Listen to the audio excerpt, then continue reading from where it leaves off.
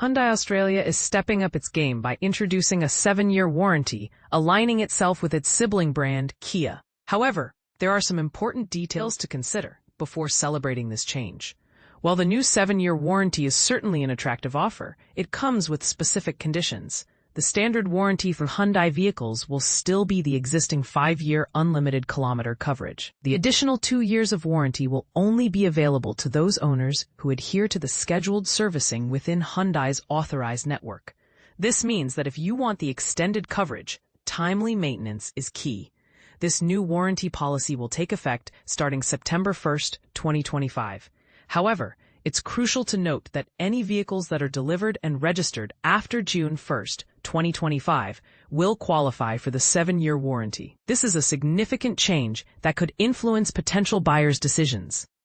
The warranty will cover various aspects, including corrosion, paint, and infotainment systems.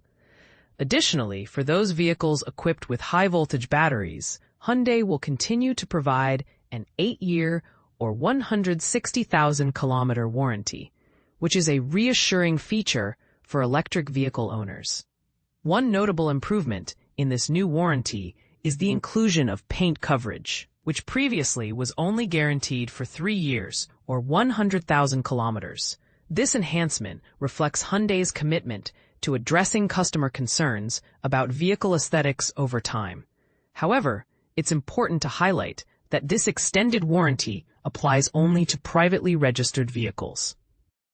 If you're using your Hyundai for ride-sharing, business, or rental purposes, you won't be eligible for the 7-year coverage. This exclusion is particularly relevant for the stereo-load van, which, due to its high fleet sales, will stick with the 5-year, 160,000-kilometer warranty. Similarly, Staria people movers used for commercial activities will also not benefit from the extended warranty. Interestingly, despite the introduction of the new warranty, the Staria Load has seen a price increase of $250, a trend that affects nearly all of Hyundai's combustion and hybrid models. For instance, the i20N and i30 Hatch N have both increased by $2,000, while the i30 Sedan N has gone up by $1,000. On the other hand, all electric models and the outgoing Palisade have managed to avoid any price hikes. Hyundai attributes these price increases, especially for its performance-oriented N models, not just to the new warranty policy, but also to other factors, including the federal government's new Vehicle Efficiency Standard, NVES. Looking back, Hyundai was a trailblazer in the Australian automotive market, being the first brand to offer a 5-year warranty back in 1999, transitioning from a 3-year coverage. In 2007, they further enhanced their offering by moving to unlimited kilometers. Kia, their sister brand, set a new standard in 2014 by introducing a 7-year unlimited kilometer warranty, prompting competitors like MG and SsangYong to follow suit. Now the automotive landscape is evolving again, with brands like MG, Mitsubishi, and Nissan recently introducing 10-year warranties, although these two are contingent on servicing at authorized workshops. This shift raises an interesting question. Has Hyundai fallen behind in the warranty race? Once a pioneer, it now finds itself in a position where a 5-year warranty is becoming the norm, even among luxury brands. Hyundai is not alone in offering a 5-year unlimited kilometer warranty.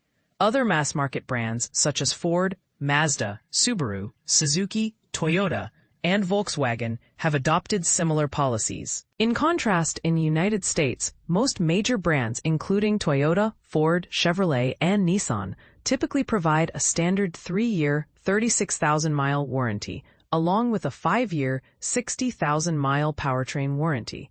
In this context, Hyundai and Kia stand out with their 5-year, 60,000-mile standard warranty and a 10-year, 100,000-mile powertrain warranty, which they have offered since 1999 and 2008, respectively.